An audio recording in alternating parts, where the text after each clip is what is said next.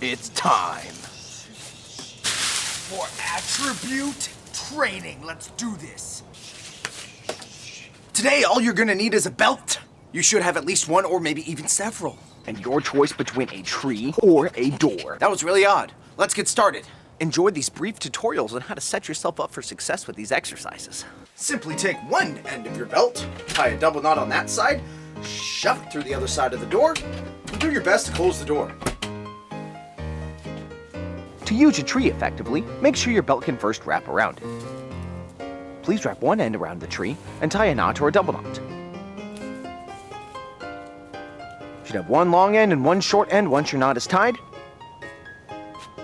And that's all you need.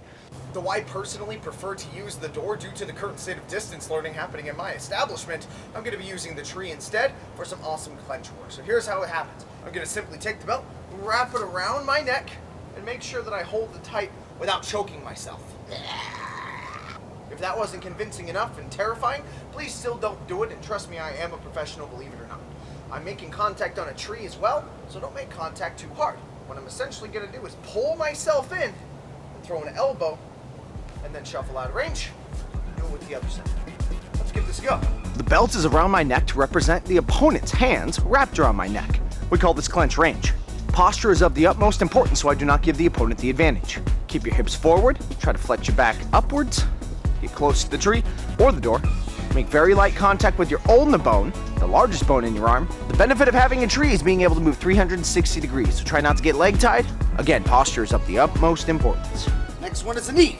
You don't need to necessarily keep your belt together in front of you like a scarf hold, but it's important to hold on to both ends of the belt and keep that tension to represent that clench, okay? I just flicked myself in the eye with my belt. Whew, don't do that. On the knee, please make sure to kick with the top of your patella.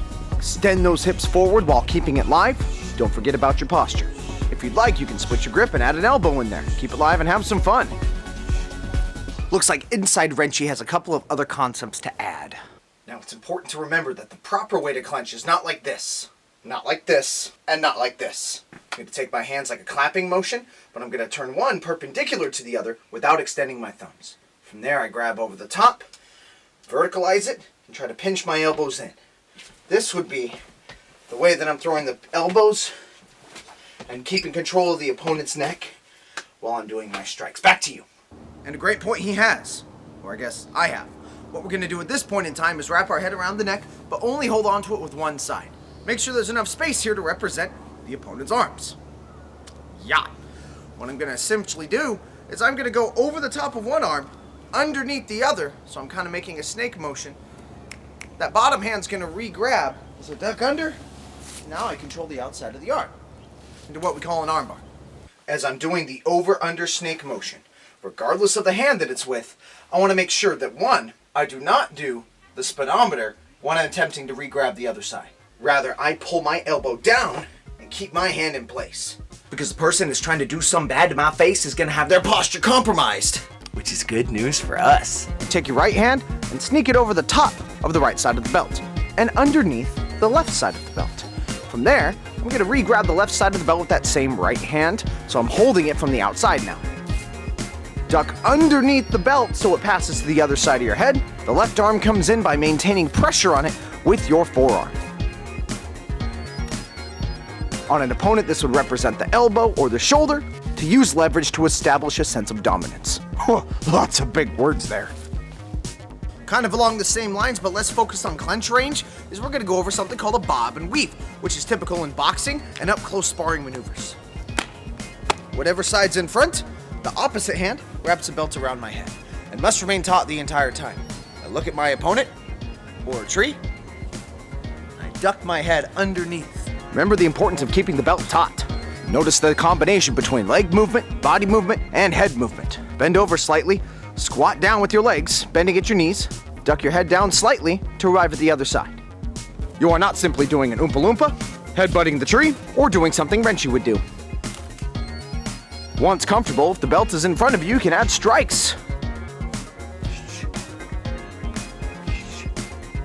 Wait, my dog has something to say. I'm so fluffy. Guess that was it, back to training. Last one is the most brutal, a double arm break. I'm gonna break the same arm twice. The term armbar essentially refers to just attacking the direction that the elbow does not typically bend comfortably. Yes? No, can't do it. So I'm essentially trying to apply pressure or force in that direction. To create a sense of pain, misery, and yet personal compliance. I'm gonna hold on to the belt with my back hand with my palm facing away from me. I'm gonna strike with my forearm to the inside of the belt that represents the elbow side. I'm gonna take that same side that did this technique. I'm gonna step perpendicular, giving my back to the opponent. Twist so the elbow side goes down. Grab on with both hands. And then do the same elbow break over my shoulder.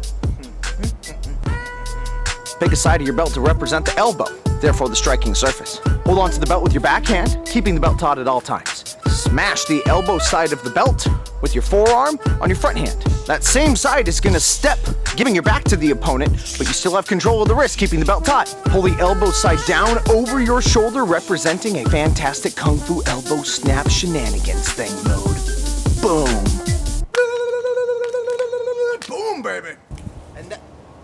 And that concludes today's episode of Attribute Training, guys. We look forward to training with you soon. Have a great rest of your week. Talk to you later.